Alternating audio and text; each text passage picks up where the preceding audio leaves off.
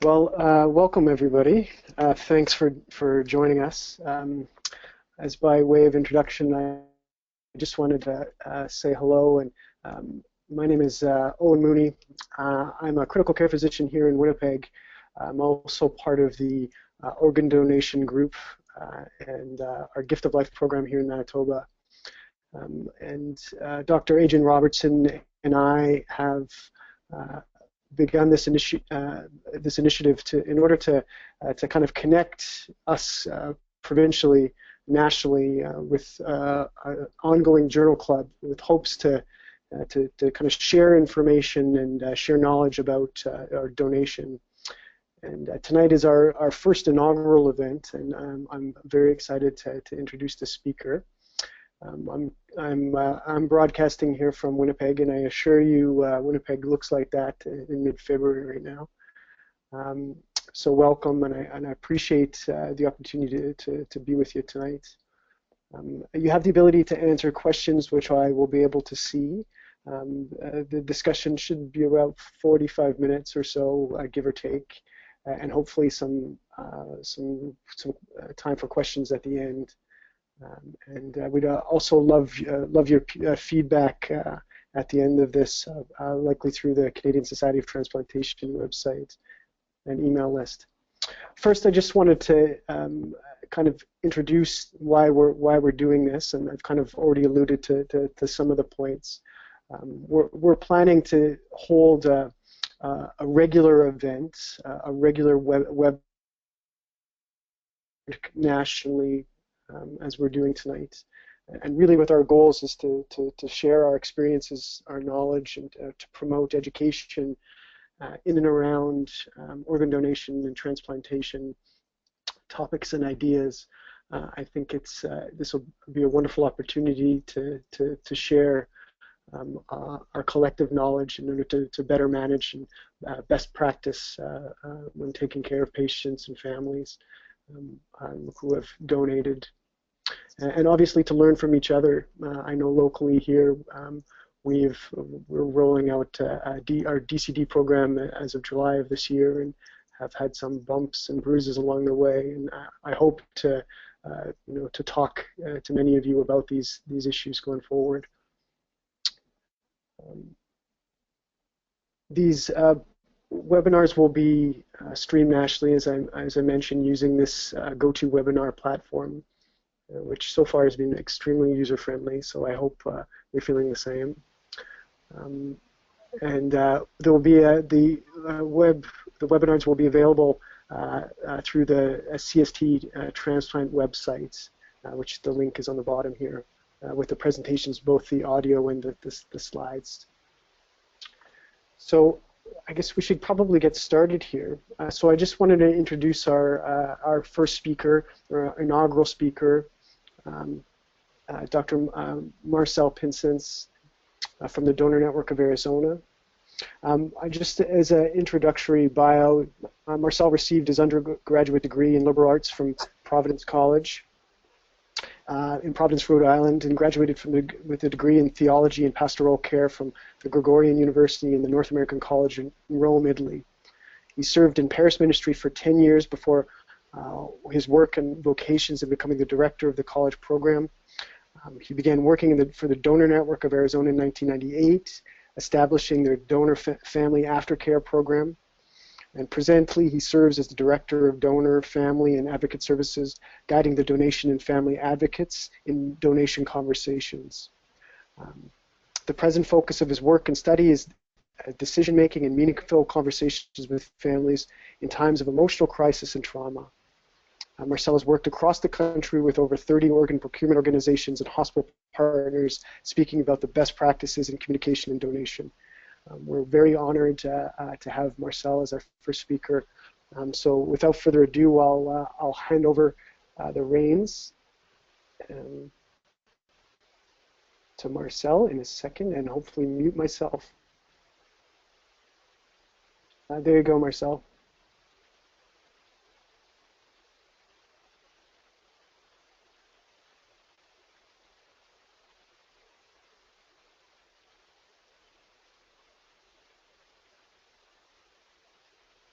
Okay. Am I live? I'm hoping I am. I can hear you. We can hear you loud and clear. Perfect. Okay, thank you. I want to thank Owen and Holly and Adrian Robertson for the invitation to be your inaugural speaker. I'm very honored and very humbled to be able to spend some time with you. I come at this from purely a family perspective. That's what my work was in 1998, and that's what it continues to be in the year 2016. Obviously, this is a very broad title that I gave you, but this is really what I want to share. I'm not sharing stuff I was asked by Adrian or Owen to share, but if I were given my druthers to tell you anything about donation, things that you would not be reading about in the literature, that's what I want to share with you today. So what I know about donation that I think you should know, I don't do it from a point of view of hubris, but really humility, because everything I know, I really learned from the people that I've come to meet in the practice of donation, primarily the families that we serve in this work. So I am an expert, as Niels Bohr, the Danish physicist, would say. I have made mistakes in every way possible in this very narrow field, and I'm hoping that I have been able to learn something over the years that I can share with you today. As I said, I began this work in 1998, and if you asked me in 1998 what I was doing, I would have told you that I was working in the field of organ and tissue donation. But in the year 2016, my perspective has changed considerably. If you ask me today what I do, I would tell you that I work in the field of generosity, and that organs and tissues are simply the way that generosity gets expressed. That is very different than how I began this work. I've come to see that what I do and what my colleagues across the country and in Canada do is not primarily a clinical endeavor. I know it's clinically heavy, but truthfully, it's very much a human endeavor. And what I love about this work, it is the one branch of medicine that doesn't simply rely on clinical expertise or the latest in technology. It certainly uses all those things, but the only way one life gets saved is if another person or another family directly changes the trajectory of that person's life by literally giving something from him or herself to that other person. That's unlike anything else. It's close with blood donation, marrow donation, and obviously what we do in organ and tissue donation. And that's the part of the work, that human connection, that has really kept me going all these years and inspired me to constantly try to better understand what it is that we do. So I introduce you to this little girl, 11 years old, Cheyenne Renee Mattingly. And as I said, we learn from the people that we meet in this work. It's listening to the stories of families that really informs how we have our future conversations with families. So when I met this family back in 2008, little Cheyenne had had a brain aneurysm, and obviously tragic for the family. This family embraced donation as something that Cheyenne herself would do, because just 6 months before, in this picture she has long hair, but she had cut her hair and donated it on her own to Locks of Love. When we met the family at the hospital, this family immediately remembered who this little girl was and what her life, even at the age of 11, was about. That's a great example of the kind of generosity that we meet in the families we come to know through donation. One of the most compelling things that I do, so just so you know a little about the work that I'm involved in, I do both sides of it in the sense that the front side, the conversations with families at hospitals, and I direct a team of very talented people that work with me. And then I also direct the continuing care, the aftercare with families. One of our upcoming events is what we call a quilt pinning. And that's where we invite donor families to create an 8-inch square that somehow sums up the life of their loved one and who their loved one was. We have 27 quilt panels, which means we have 1,100 of these quilt squares. And behind every quilt square is a story. So at this upcoming quilt pinning, where families will come, they will get up with their square, and then they will talk about their loved one and donation. And what I have learned in listening to these individuals and these families is they never speak of organs and tissues. What they speak of all the time is what powers donation. They speak of the generosity, the giving nature, the goodness, the kindness, the compassion of their loved one. They speak of what was a value, what the beliefs they had as a family or their loved one had. It's the constant theme that we hear from families. And so when you hear that over these many years, over these 18 years that I've been involved in donation, you quickly learn when you have these conversations with families at the hospital, to be speaking of organs and tissues is to miss the point. It is to have conversations with families about their values and their beliefs. And when you invite them to share on that level, they understand donation. The truth is, no one wants to be an organ and a tissue donor. However, people do want to live out their values and beliefs even upon their death. One of the things we do, and I'm sure many of your organizations as well, is we take care of correspondences between donor families and recipients. In 2015, we handled over 1,200 correspondences, letters that are exchanged between the donor families and recipients. And again, it's just as it is with the quilt pinning. What you start to hear is the same theme again and again. The donor families are wishing well to the recipients, are proud that their loved one could give life, and that it gives them a sense of pride, and it really helps them to heal. And the recipients are really talking about the circle of life that they are paying it forward. That is, in a nutshell, what donation is all about. I like to think of these, as you may recognize them, these are Michelangelo's Prisoners in Stone. And Michelangelo believed that he simply had to free the sculptures from the stone. These are unfinished. They're in the Uffizi Palace in Florence, Italy. And what I think our work is in having donation conversations with families at the worst possible time is by engaging these families in a meaningful way is to invite this kind of generosity if it's something that is from the family.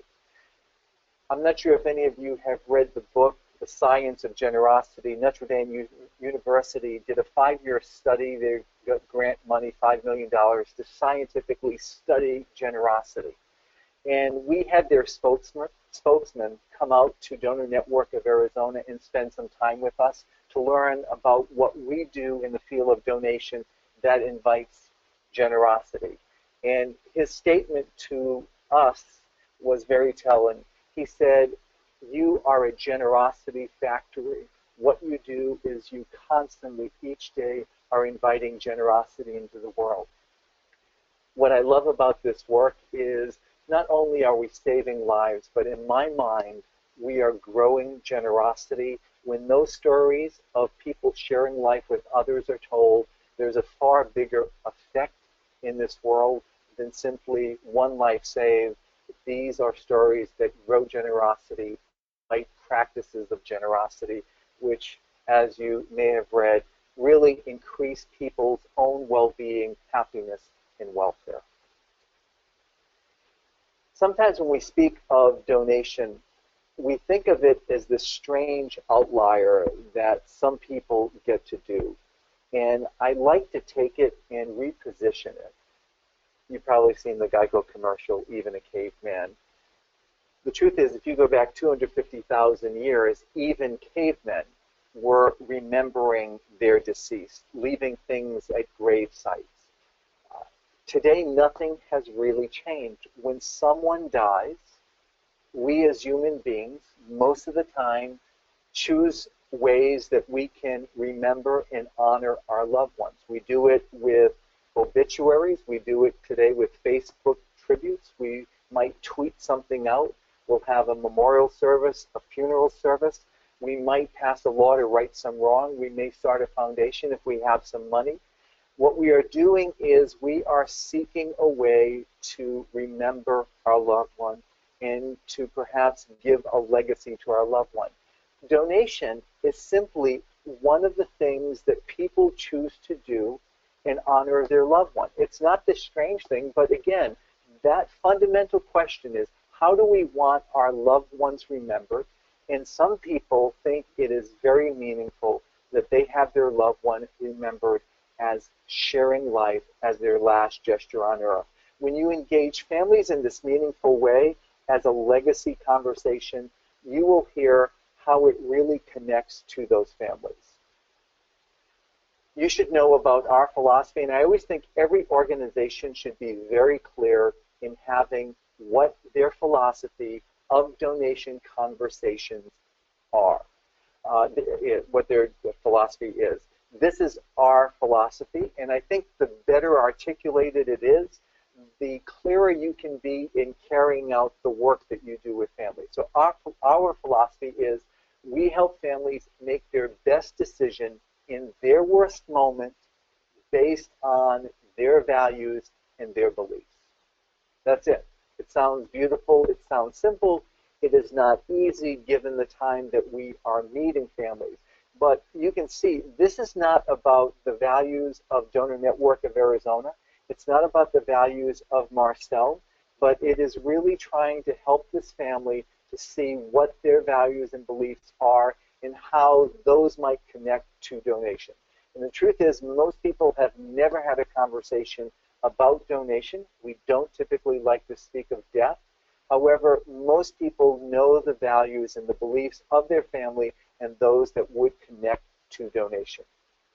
We always expand this philosophy to say, if 3 weeks before any tragedy had befallen this family, if this family was gathered together and was having a conversation about donation with the information that they needed to have that discussion, whatever decision they would have made about donation in that moment is the same decision we would like to help them to make in this moment. That moment was outside of tragedy. It was in a moment they could really consider their values and beliefs, and all we're trying to do is bring that reality into this moment so they can make their best decision. And then we always expand that one more time to say, we want this family 3 weeks, 3 months, 3 years from now to look back on whatever the decision they made regarding donation and feel confident of the decision they made. That's our philosophy. That's our work.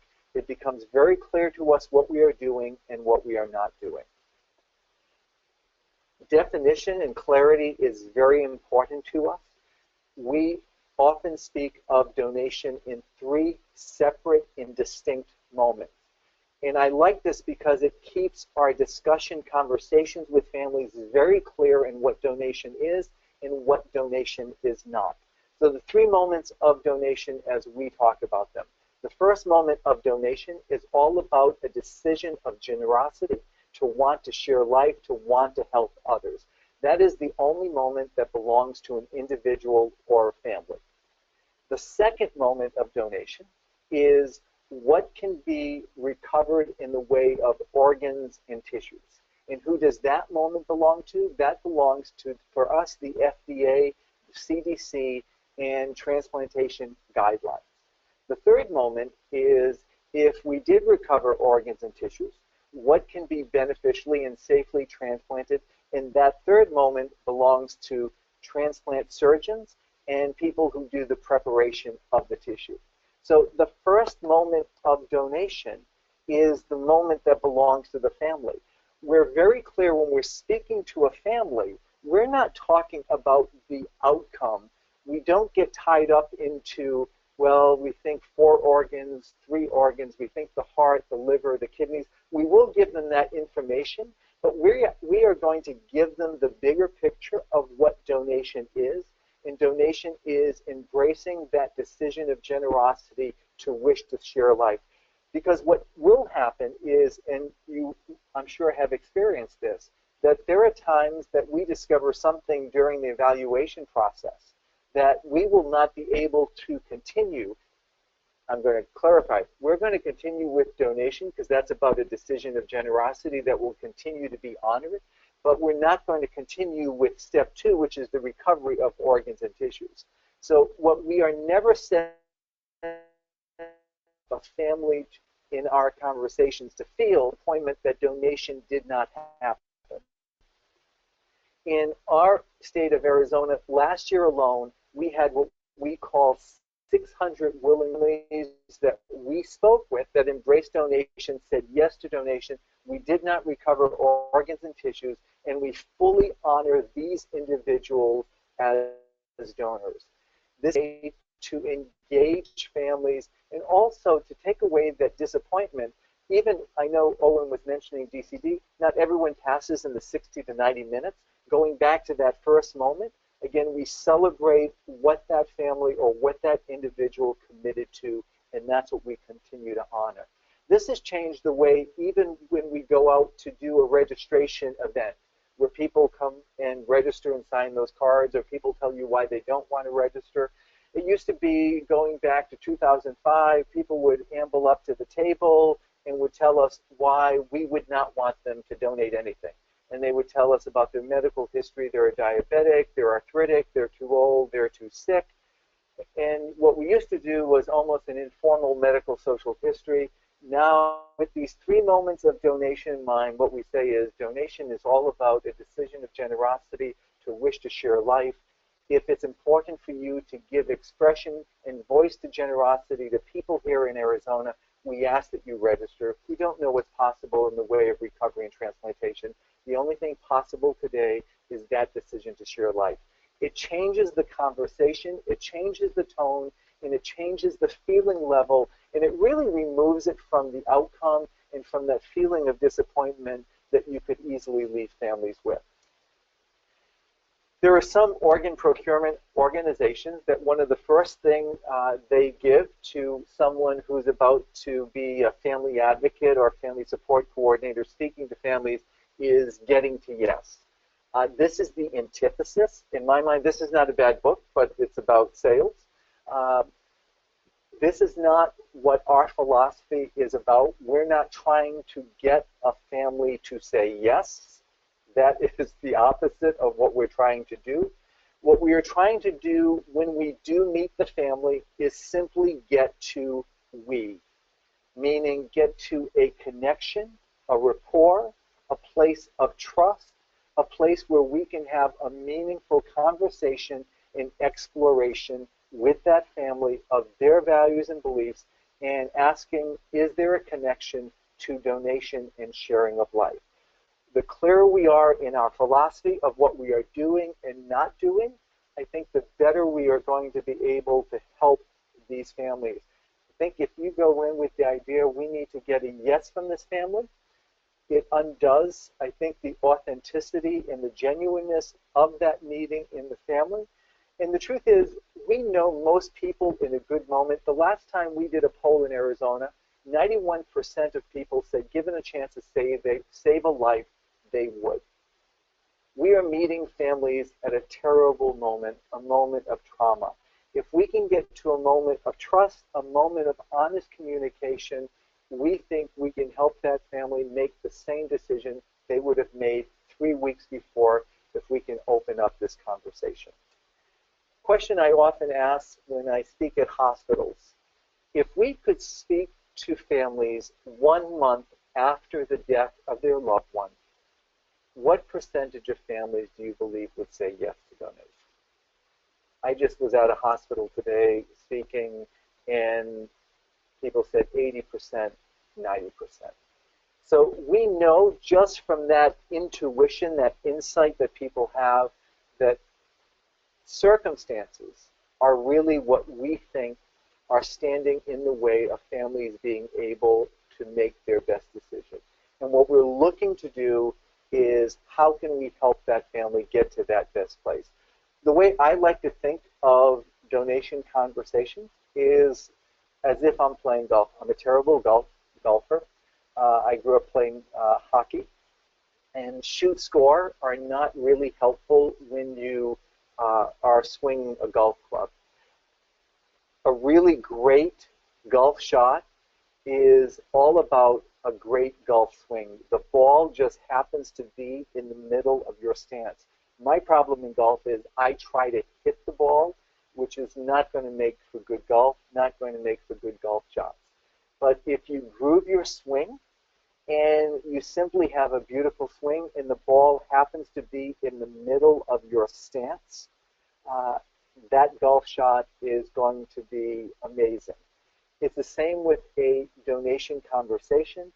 The yes or the no is simply in the swing, in the conversation, and you do not have to force anything. You will invite, you will explore, but again, it is a natural development of that conversation. And I always say donation is never a question, but always a conversation. Sometimes I'll hear, why didn't you just go in there and ask them? Yes or no, it's a simple answer. And the truth is, it's not. When we meet families, at the time we do, it would be so easy just to get a quick reaction. I want all of this to be done with. And the only way you can help that family to get to that best decision is a conversation that opens things up for that family. Judith Glaser, I would recommend this book. It's called Conversational Intelligence, and it was published 2 years ago. There are lots of great nuggets in here. This quote: we are now learning through neurological and cognitive research that a conversation goes deeper and is more robust than simple information sharing. So sometimes I will hear people go, I'm just going to give them information. And the truth is, information without a conversation, as she's going to describe, is not going to be especially helpful for this family. Conversations are dynamic, interactive, and inclusive. Conversations have the power to move us from power over others to power with others, giving us the exquisite ability to get on the same page with our fellow human beings and experience the same reality by bridging the reality gaps between how you see things and how I see things. Unhealthy conversations are at the root of distrust, deceit, betrayal, and avoidance. And I think if we go in and our goal is to get a yes from the family, we undo ourselves and we go down that path of distrust, deceit, betrayal, and avoidance. The 3 levels of conversations that she speaks of: information, I'm going to tell you something about organ donation, what can be donated, how the process works. I can do positional, this is what can be donated. I think this is a good thing. Other families have benefited from this. I think you should think about it strongly. Or the last one, the place that we want to get to in these critical conversations is that transformational and co-creative, where we are actually on this level of having a conversation that is deep and exploring and meaningful, looking at that family's values and beliefs and sharing something back and forth. That's the place that donation happens. That's the place that donation is understood. Some of you may be familiar with Simon Sinek. He wrote the book Start With Why. He's also given TED Talks. Very interesting. I'll leave this to its simplest point. He talks about how mediocre organizations will tell you what they do. They'll tell you how they do it. Great organizations always start with why. Why do we do something we do?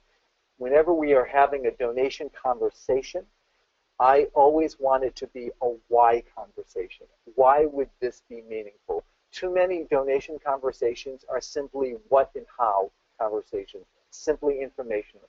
What can be donated? How does the process happen? And truthfully, it is the why that powers everything. Why would this be meaningful to this family? Why would this create a legacy that this family would desire? Why did their loved one make the decision as a first-person authorized donor to do this?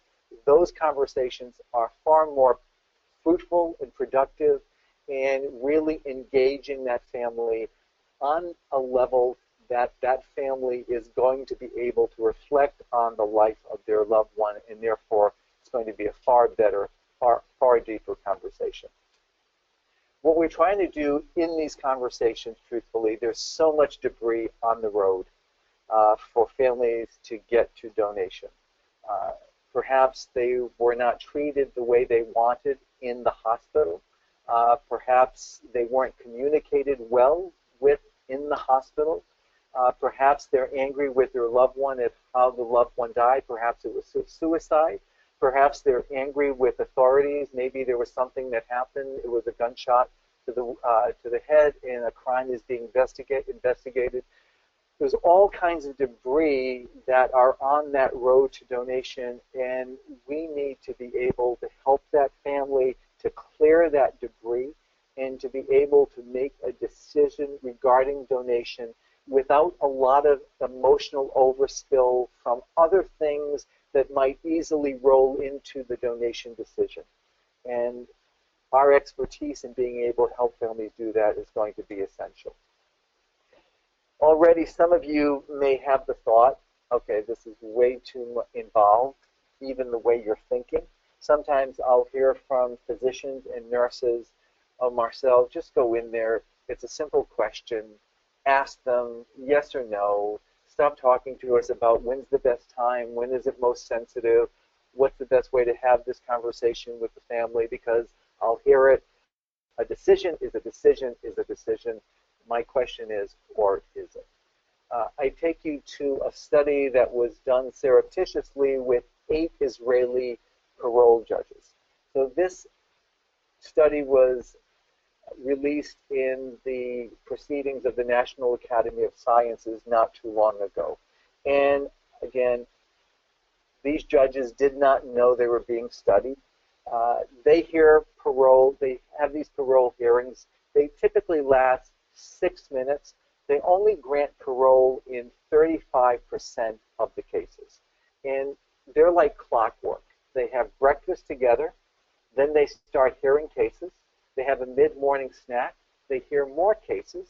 Then they have lunch, more cases, and then they have a break in the afternoon. So these are people entrusted with judgment and decision-making. So you would think they would be pretty good at it. What that preceding study showed was the following. As you look at that, what you'll see is they have breakfast, and then they begin hearing cases. And at first, after breakfast, they grant parole pretty regularly. However, when they come down to just before that morning break, they're very hungry, and they're actually, believe it or not, making decisions based on their glucose levels, how hungry or how angry they are. And then after they have a snack, when they come back and start hearing cases again, you'll see that it goes right back up until they come up to the lunch break, and then it drops back down, and then they start hearing cases. You can see the pattern of when they're hungry, they are making different decisions. What does this have to do with our families? Well, think of it. Our families are sleepless, they're hungry, their breathing is irregular, and therefore their decision-making is going to be compromised. And the more that we, in the way of understanding, can bring to this moment with these families, the better we can help that family. These are high-stake conversations, and there are no throwaway moments. I just want to point out that the minute we walk into that room to meet that family, the way we come into that room, the way we present ourselves, is going to make a big difference. There's a doctor of psychology, Stephen Porges, who some of you may be familiar with. He wrote The Polyvagal Theory, Neurophysiological Foundations of Emotion, Attachment, Communication, and Self-Regulation. And he coined the term neuroception. And neuroception is how people, without even thinking of it, in an unconscious way, how they are perceiving us from the moment they meet us.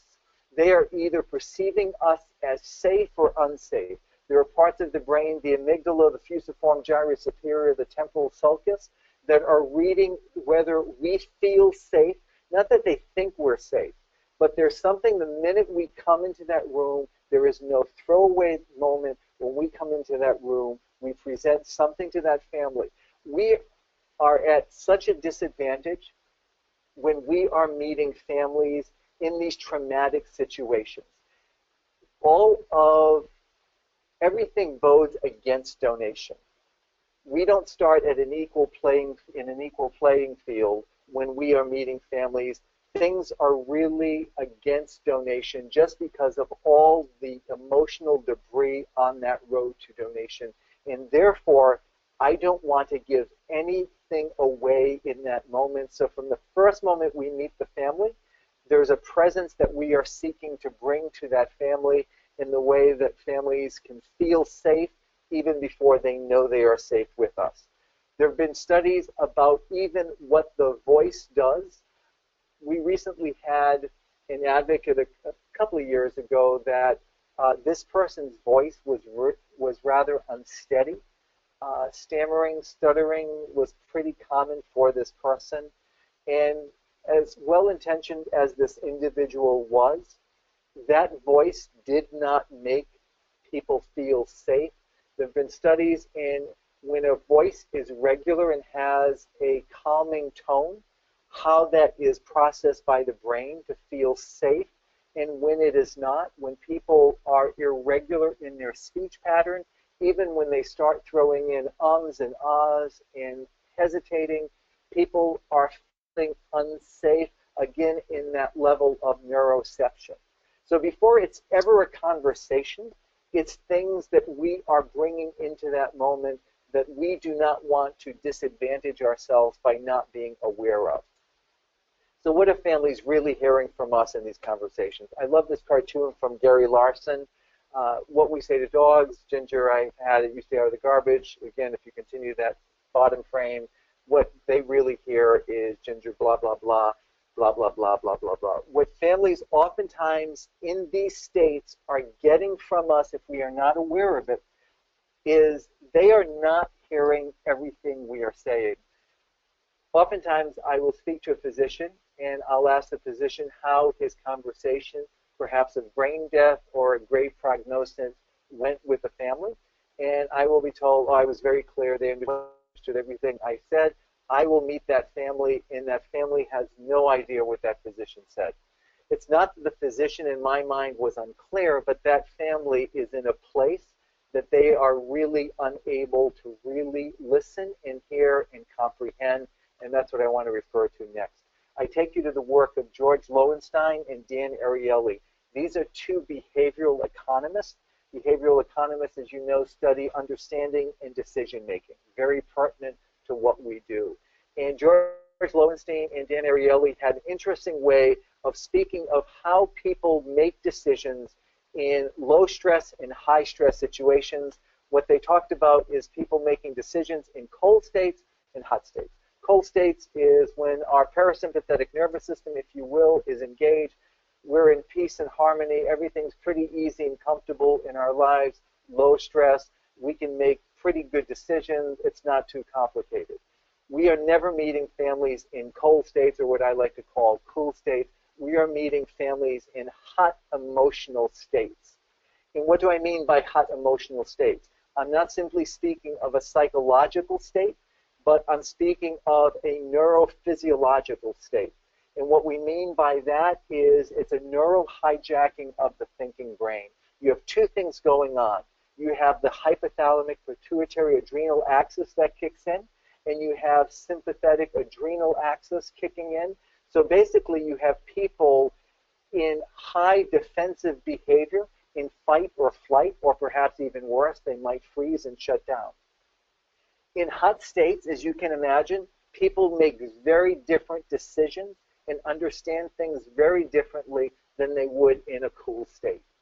Our work in donation is we have to help families in a hot state make a cool state decision, the decision that they would have made 3 weeks ago. So I'll give you a quick primer into Dan Ariely and George Lowenstein's work.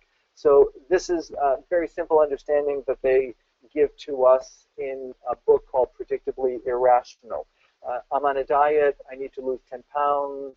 I go to the store. I have my Weight Watchers list. I'm not particularly hungry. I had breakfast. I had lunch. I go up and down the aisles, and I only buy what's on my list. However, that's not the way it works in the work that we do in medicine. I did not have breakfast. I didn't have lunch. I didn't have dinner. It's 9 o'clock at night. I'm very hungry. I'm in a hot state. It doesn't matter what pushes you into a hot state, even if it's simply something physical.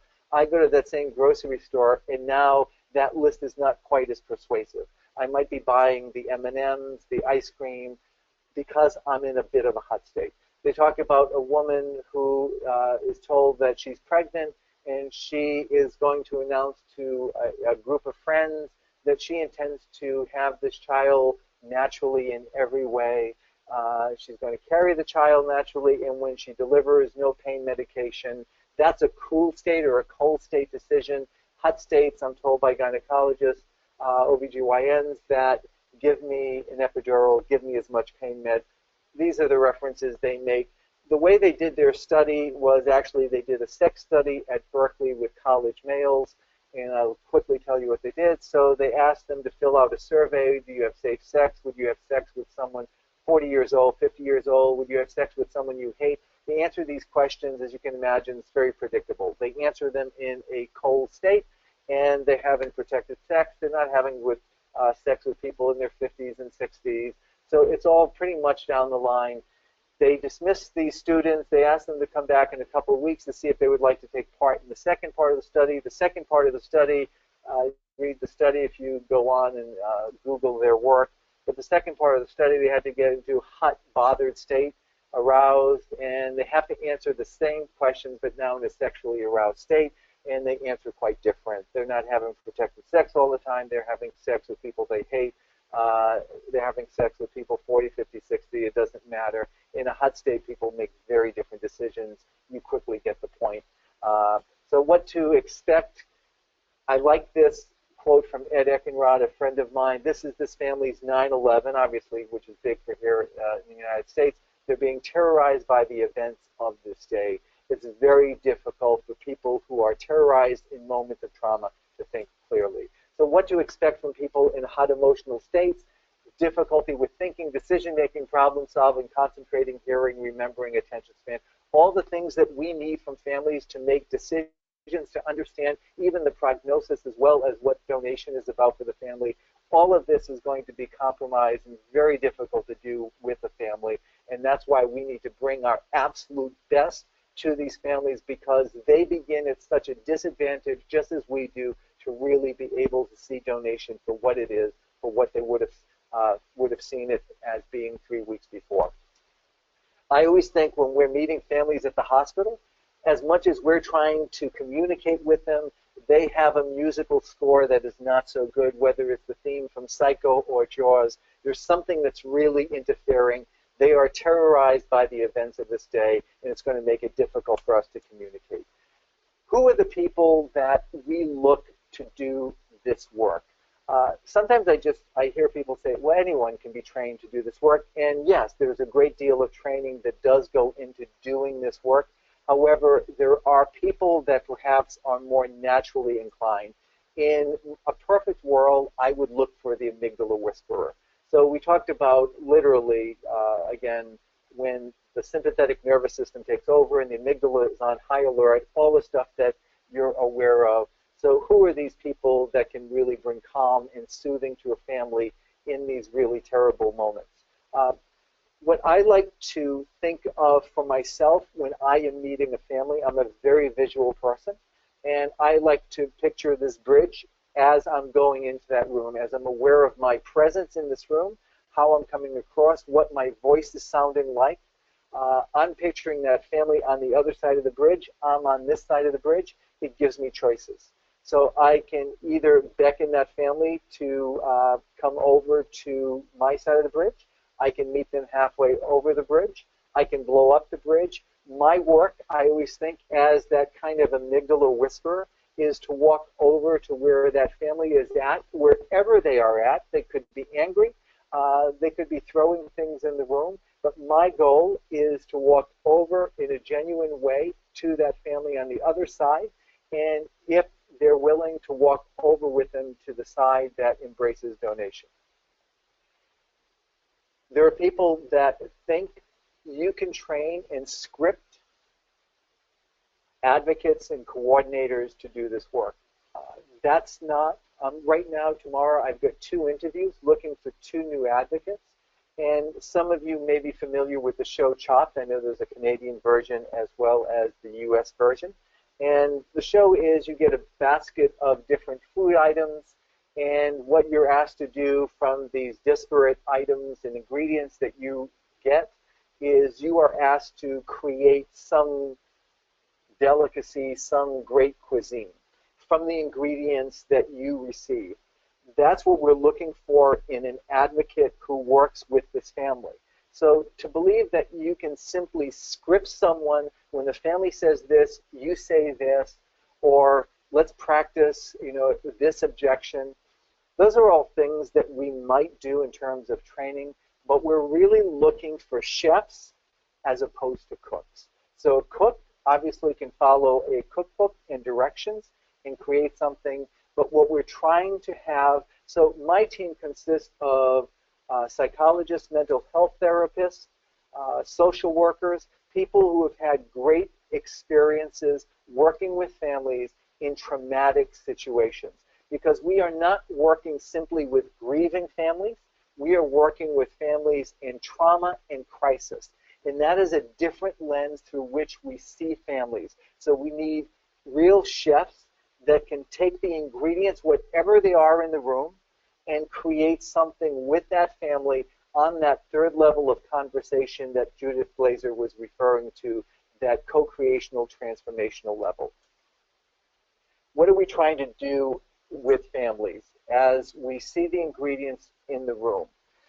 This is a herring gull, and they evidently do cruel things to herring gulls, and they experiment with them. So this is a female herring gull. Herring gulls, evidently, the females will, any egg that you put in the nest of a herring gull, that female will try to hatch. What they've done is they've colored eggs red. Herring gulls are terribly afraid of the color red. And what the herring gulls will do is 2 schizophrenic things. They will try to hatch the egg. At the same time, they will try to destroy it. When we are having conversations with families, what we will oftentimes hear are things that don't belong together.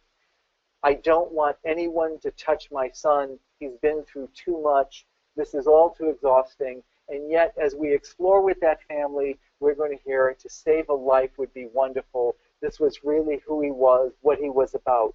Our work with families is sometimes to do values clarification. When you really open up a conversation, you could easily get something that speaks strongly against donation. And if you continue with that conversation, and instead of just stopping as that's the only ingredient in the room, and instead opening that up, you might find there's another ingredient, another part of that family that embraces donation.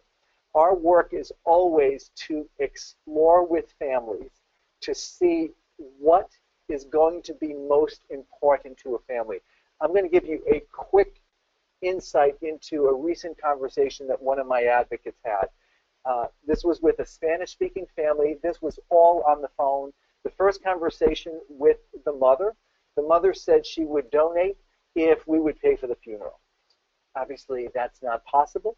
And Marta, our advocate, in speaking to the family, spoke of what donation is about, what we've learned for families, and the mom was really engaged because her son was such a giving, such a loving man, and he had 3 children, and she thought this would be a wonderful tribute to him.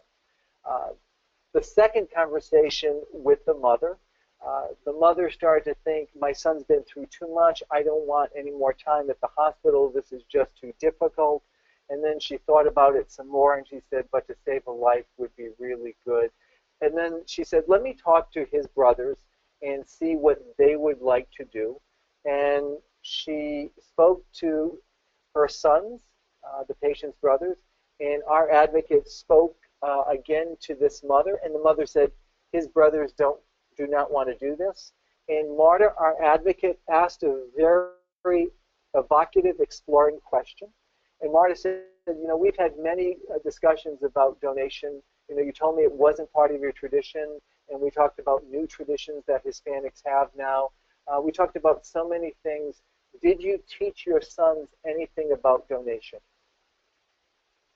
That mother paused, and that mother all of a sudden said, we're going to do this because it's the right thing to do. It's really who my son was. If we had not explored with that and really held up the different values that that mother was presenting, that mother who is so proud that her son gave life would not have had that moment if we had just let donation be a yes or no question. In a similar vein, oftentimes we hear from families, we're waiting for our miracle, we're waiting for our miracle, and sometimes obviously that's not going to be the case. And when we've spoken to those families, an appropriate place to explore the values of that family is to say, we know for your family, faith is very important in how you see the world, how you see life, how you make decisions. What does your faith have to tell you about this decision for donation? These are ways to explore donation and what it might mean to the family. You can only do that as a chef to really bring all the ingredients together. One of the things that we are always doing is bringing perspective to that family that without us, they would have never had. So I'm going to end with this particular slide. This is a painting by Ilya Repin.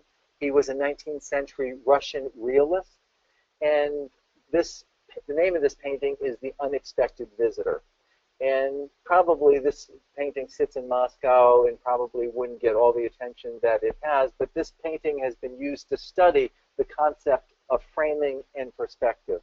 So I've given you the title of the piece. As you look at The Unexpected Visitor, you're probably just looking around the painting as we would, probably checking out brushstrokes or whatever you're looking at. But now I'm going to ask you a few questions. How much money does the family have? When's the last time they would have seen the unexpected visitor? Just in asking you those two questions, you started to look at different parts of the painting that perhaps you did not look at before.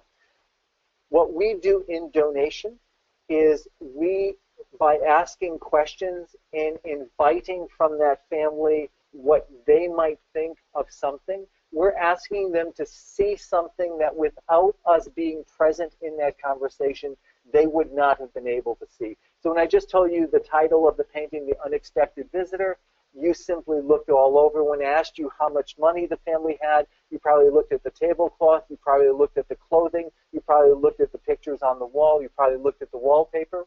When I asked you when is the last time they saw the unexpected visitor, you probably looked at the faces, the expressions. Just by asking meaningful questions, you got to see different parts of that painting. That's what we do in our conversations. We are looking to bring to light things that without us, this family would have never seen. I'll leave you with a final thought from Michael Himes. Michael Himes is a professor of theology at Boston College. And Michael Himes is my age, about maybe his late 50s, and grew up at a time that going to the dentist wasn't especially an easy thing. No Novocaine. Basically, they drill until they would hit a nerve. And Michael uses this for an entirely different reason, but I use it for donation. So you're going to the dentist, you've got a terrible toothache. I'm sitting there, I'm white-knuckled in the waiting room, and it's the most uncomfortable thing. I am positive I can hear screaming through the dentist's office, and I'm just absorbed in my pain and my own suffering and my own hurt and what I think is going to happen, my imagining. And there's a woman next to me that I didn't even see. She taps me on the shoulder and she says, "What song is that playing on the radio?" I didn't hear any music. I didn't hear any song until that woman tapped me on the shoulder. And that's when, for a moment, I came out of my pain. That's a pretty good description of what we do with donation conversations. We're not trying to get a yes, but we are trying to perhaps get a family beyond their pain and suffering, beyond their being so self-absorbed in this moment, to see how donation might connect to their values and their beliefs. And I'm going to leave it there, and we have a few minutes for questions, and I'm going to turn this back over to Owen, and thank you very much for your time and for being able to be part of this.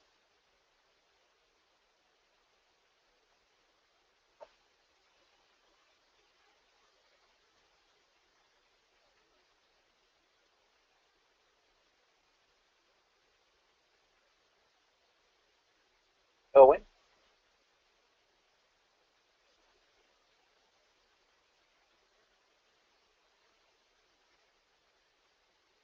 Owen?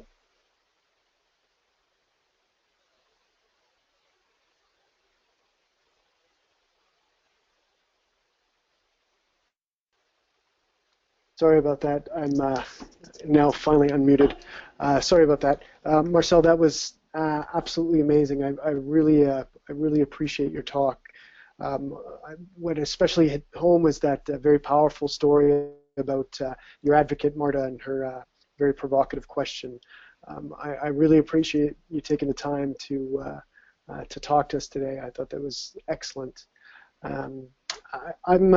So for those of you that are still left, you have the ability to ask questions here by typing them into the box, which I'll be able to see and forward them on to Marcel. If there's any questions, please feel free. I'll actually start, and this is something that I really kind of struggle with, Marcel, is this idea about the education in and around effective requesting, and I'm kind of at a crossroads with this idea of getting to yes. I like how you use that slide, and this also this concept of convincing in the education.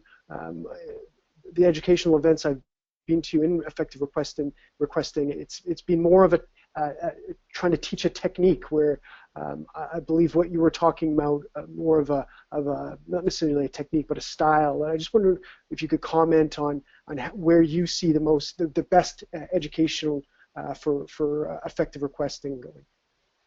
So they really come from many different places. I have a special education high school teacher that is wonderful. In interviewing the candidates, I'm really looking for people who are very comfortable in stress, high pressure situations, first and foremost, and can remain calm. I'm looking for people really that are naturally, I'm going to say this, curious in the best way. Not just to know stuff, but really curious to be able to help people. So as I said, I've got psychologists, social workers, chaplains. They come from all fields, but not every chaplain, I can tell you, is going to be a good advocate. Not every social worker is going to be a good advocate. What we do is very different in this work, in the sense that I always say we're not Switzerland. We are certainly proponents of donation, otherwise we would not do this work. But when I say we're proponents of donation, we're proponents of presenting donation so that families can see this for what it is. They may not have values that really embrace it. We have Native American families that their most important thing at the time of death is to go to the ground whole, and they feel their loved one will be at peace and their family will be at peace. That's not going to be a family we're trying to convince to do something other than what is going to make them feel most comfortable. So we're not trying to talk anyone out of it or into it. When I am listening to my advocates tell me of their conversations, I don't rate them by the yes or the no. I rate them by the quality of their conversation. That's the only thing they control. They control the engagement they were able to have with that family, the level of trust, and the openness of that conversation. if it's a good no, it's a good no. If it's a good yes, it's a good yes. What we don't really want to accept is what we call a light yes or a light no. When we don't really understand why this family chose donation or why they didn't choose donation. So it's hard work because it really involves exploring with that family, really speaking to their values and beliefs and seeing what the connection is. Even if it's that conversation I mentioned about faith, the faith perspective, that's not always an easy conversation to have in a respectful way, and yet that's a place we will go if that family is making decisions out of that we've seen at the hospital. Right. And I guess a follow-up to that, if there's no other questions, I think I've struggled recently, and as I've seen staff struggle here with the, and you've kind of alluded to it in the earlier part of your talk about the times that donation is not possible when you take a family on this long journey, and at some point it becomes apparent that donation isn't possible. I feel, at least in our center, that we fail some of our families by not, this sounds harsh, but kind of just walking away at that point. I was wondering, in your experience, what kind of follow-up do you think in these situations if the families would benefit from? So as you probably gathered from what I said, we honor those individuals even when we did not recover organs and tissues fully as donors. So our 2-year aftercare is the same for a willing donor as it would be with an 8-organ donor. Because the only thing that separates an 8-organ donor from a willing donor are basically guidelines. And so the first time, I learned this very early on, the first conversation I can remember disappointing a family with was I had let them know that their son John could possibly save 3 lives. And in the end, when I spoke to them, they had gone home and let them know that John had saved 2 lives, and they said, "You promised us 3." I said that would never happen to a family again. And so when we're speaking to a family, we may talk to them of the possibility of John saving 3 lives, but then we're going to step that down in that conversation and say, "I know I talked about 3 lives. Truthfully, if John saves 1 life, for that 1 life, that gift is everything." And then I'm going to step it down one more time. I'm going to say, even if we found in the evaluation that recovery for transplantation were not possible, John is fully honored as a donor by the fact that he or your family made this decision in his honor. So the more we are clear in speaking to that reality and preparing them for that, especially with DCD, so that come that 60 or 90 minutes, and the patient does not pass in that time frame, if we have not set that family up well, the way we'd like to set that family up is, truthfully, as powerful as giving life to another person is the story that your family will be able to tell about John as a donor, as one who wished to give life. That story will have far-reaching impact when people know. It will inspire people to register, and John indeed will be saving lives. So how we speak to those realities is going to make a difference in how families are accepting what we're sharing with them about donation. That's great. I'm trying to figure out if there's some comments here. I'm having some technical difficulties. I'm not sure if you can see my screen or not. But I had one more follow-up question. Do you think there is a role, and as a physician, this is probably where I kind of focus in, and I find myself maybe over-medicalizing things, but is there a role for the how and the what in your experience? Oh, absolutely, because a family cannot say yes to donation unless they have the what and the how as well. So the only point I would make, it's a point of emphasis. If for example, I have a new advocate, and the advocate had to go to the hospital and speak to the family, and the hospital did not want to declare brain death unless the family was saying yes to donation, so we weren't sure if the patient was brain dead, and he got all tied up in, oh my God, I need to talk to them about 2 different paths to donation, and I said, that's not where your conversation starts. It starts with, why would this decision to share life be meaningful for this family and for this patient? That's where you start.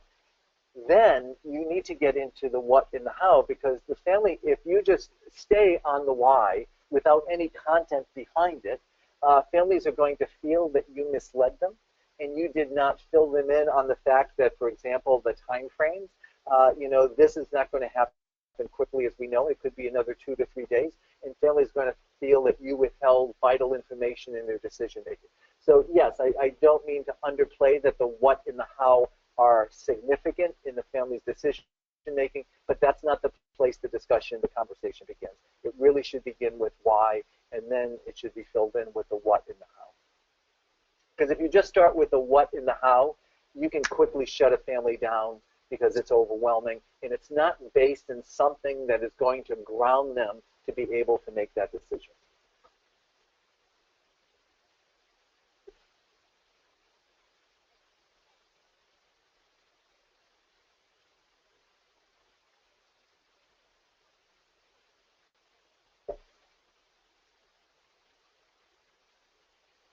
Are you still there, Owen? I am, yes. So, sorry about that. My mic was muted. I do have a question, Marcel, that's sent in here. Thanks, Holly, for providing this. The question is, well, first, thanks, Marcel, very compelling. I'm wondering what word you use when people choose to pass on donation. If we focus on terms like generosity for those who choose to donate, how do we leave those who choose not to feeling as okay as possible with their decisions, i.e. the opposite of generous?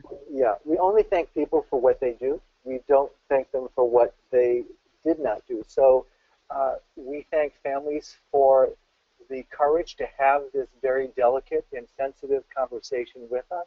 And we thank them for being very genuine in speaking to what is most meaningful to them. And again, we're going to reiterate, our work is not to get you to say yes. Our work is simply to speak to your donation and see if this connects to you. It doesn't connect to everyone. So by the fact that at a very, very sensitive time, they have given us the chance to speak with them and to perhaps explore their values and beliefs, that's what we're thanking them for. So we thank them for their patience with us. It would have been just as easy for them to dismiss us and not even speak to us. So we thank them for what they did.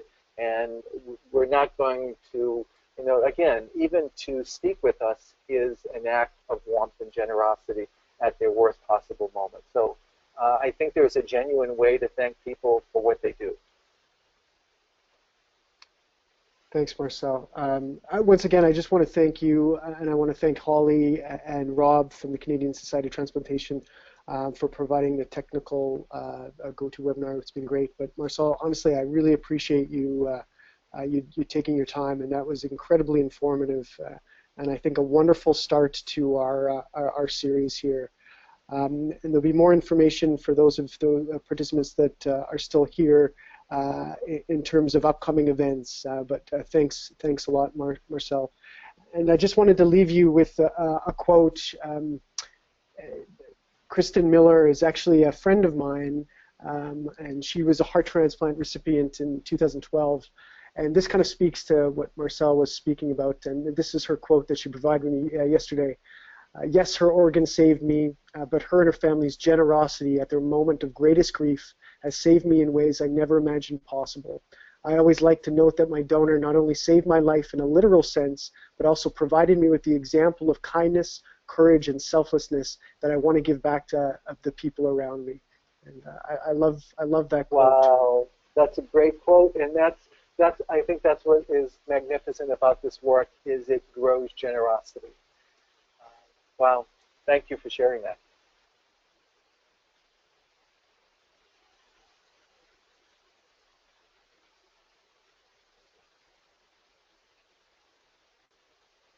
Like I said, we'll have more information about our upcoming events. And thanks again, Holly, for your help, and thanks, Marcel. Thank you.